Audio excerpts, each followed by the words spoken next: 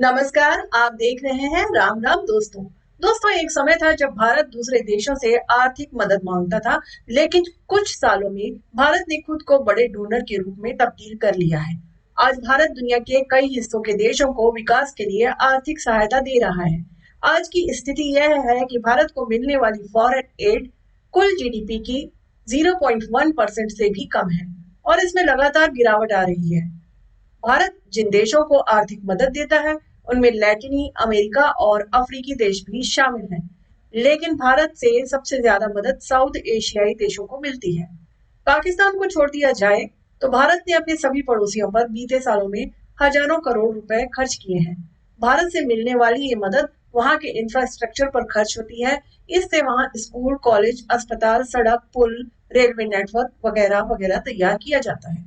दरअसल देखा जाए तो साउथ एशिया चीन और भारत के लिए एक जंग का अखाड़ा भी बनता जा रहा है।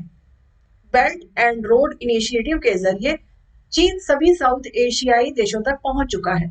ऐसा करके उसने भारत को चारों तरफ से घेर रखा है। ऐसे में इन देशों में चीन का प्रभाव कम करने के लिए भारत को अपने पड़ोसियों को आर्थिक मदद देना जरूरी है। यही वजह है कि भूटान और नेपाल से लेकर म्यांमार और मालदीव तक में भारत हजारों करोड़ रुपए खर्च करता है। लेकिन अब मालदीव की फंडिंग में बड़ी कटौती हो गई है। अब भारत आने वाले साल में भूटान और नेपाल को सबसे अधिक सहायता प्रदान करेगा। मालदीव के 59 स्वतंत्रता दिवस के अवसर पर सोशल सेंटर में आयोजित एक आधिकारिक समारोह को संबोधित करते हुए राष्ट्रपति मुइज्जी ने बताया कि भारत ने पहले ही 50 मिलियन अमेरिकी डॉलर की कर्ज अदायगी के समय को स्थगित कर दिया है। दूसरी ओर भारत ने बजट 2024 में मालदीव को दी जाने वाली अनुदान सहायता में कटौती की है। हालांकि इससे पहले वित्त मंत्री निर्मला सीतारमण ने 1 फरवरी 2024 को जब अंतरिम बजट पेश किया था, तो मालदीव को 600 करोड़ रुपए के अनुदान की भी घोषणा की थी। यह पैसा वित्त वर्ष 2024-25 के लिए दिया गया था।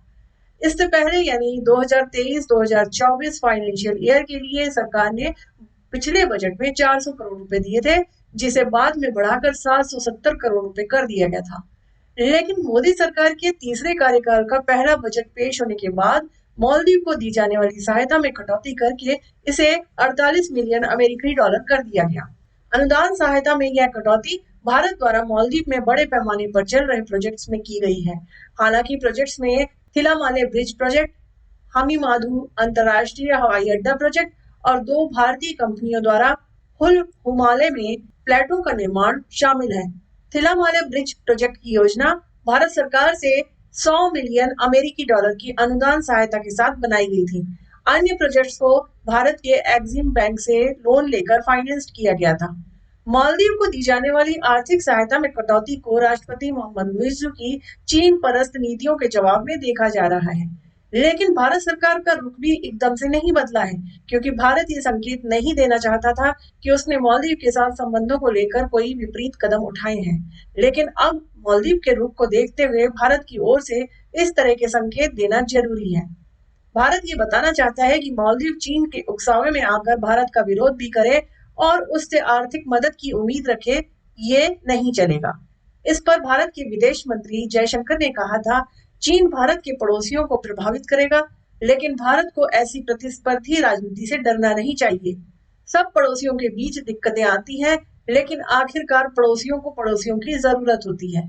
जयशंकर ने कहा था कि चीन के प्रभाव को लेकर प्रतिद्वंदिता बढ़ी है, लेकिन इससे भारतीय कूटनीति का फेल होना कहना गलत है। उन्होंने आगे यह भी कहा था कि हमें समझना होगा कि चीन भी हमारा पड़ोसी है और कई मायनों में प्रतिस्पर्धी राजनीति के रूप में इन देशों को प्रभावित करेगा।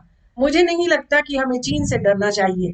मुझे लगता है कि हमें कहना चाहिए, ठीक है, वैश्विक राजनीति एक प्रतिस्पर्धी खेल है, आप अपनी सर्वश्रेष्ठ कोशिश करें, हम अपनी सर्वश्रेष्ठ कोशिश करेंगे। आज के समय में हमें प्रतिस्पर्धा से घबराना नहीं चाहिए, हमें इसका स्वागत करना चाहिए और कहना चाहिए कि हमारे पास प्रतिस्पर्धा करने की क्षमता है। जयशंकर जहां अपने बयान में चीन की ओर निशाना साध रहे थे, वहीं चीन को लेकर ऐसी ही आक्रामकता मालदीव के अंदर भी सुनाई दे रही थी। आपका इस बारे में क्या कहना है? कमेंट बॉक्स में कमेंट करके हमें अवश्य बताएं। आपका यह कदम हमें आपको और भी सही और सटीक जानकारी देने में प्रेरणा का काम करता है। तो मिलती हूँ आपसे अपने अगले वीडियो में, तब तक के लिए राम राम दोस्तों।